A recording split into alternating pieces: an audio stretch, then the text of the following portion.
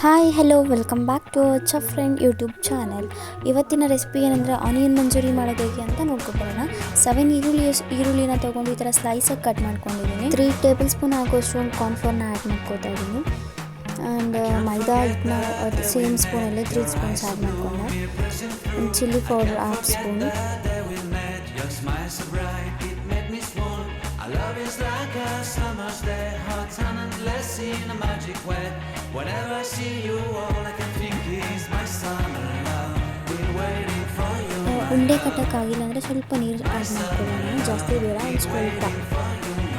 ಅದಕ್ಕೆ ಸ್ವಲ್ಪ ನೀರಾಗಿತ್ತು ಅಂತ ಸ್ವಲ್ಪ ಮೈದಾ ಹಿಟ್ಟನ್ನ ಮತ್ತೆ ಆ್ಯಡ್ ಮಾಡ್ಕೊತಾ ಇದ್ದೀನಿ. ಉಂಡೆ ಮಾಡೋಕ್ಕಾಗಬೇಕು, ಅಷ್ಟು ಗಟ್ಟಿಯಾಗಿರಬೇಕು. ಸ್ವಲ್ಪ ನೀರಾಗಿ ಕಲಿಸ್ಕೊಬಿಟ್ರೆ ನನಗೆ ಅದು ಬಿಟ್ಕೊಬಿಡುತ್ತೆ ಎಣ್ಣೆಲಿ ಹಾಕಿದ್ರೆ. ಸೊ ಅದಕ್ಕೆ ಗಟ್ಟಿಯಾಗಿ ಕಲಿಸ್ಕೊಡಿ. Your silhouette in the moonlight shine. With my love you won't ever be alone. My summer love, been waiting for you, my love. Completely a fool, been waiting for you, my love. Head over heels, I'm blinded by what I feel. My love is forever. ಅದೇ ಬಾಣಲೆಗೆ ಸ್ವಲ್ಪ ಎಣ್ಣೆ ಹಾಕ್ಕೊಂಡು ಈರುಳ್ಳಿ ಹಾಕ್ಕೊಂಡು ಹಸಿಮೆಣಸಿನ್ಕಾಯಿ,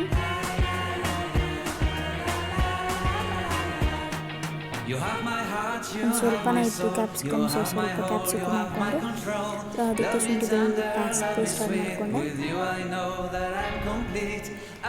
soya sauce and chilli sauce, tomato sauce, chilli powder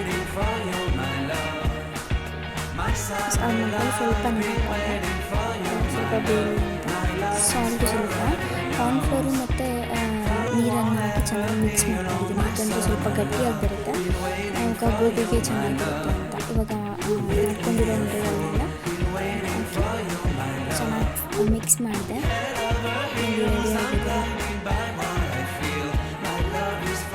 thank you for watching. Like, share and subscribe.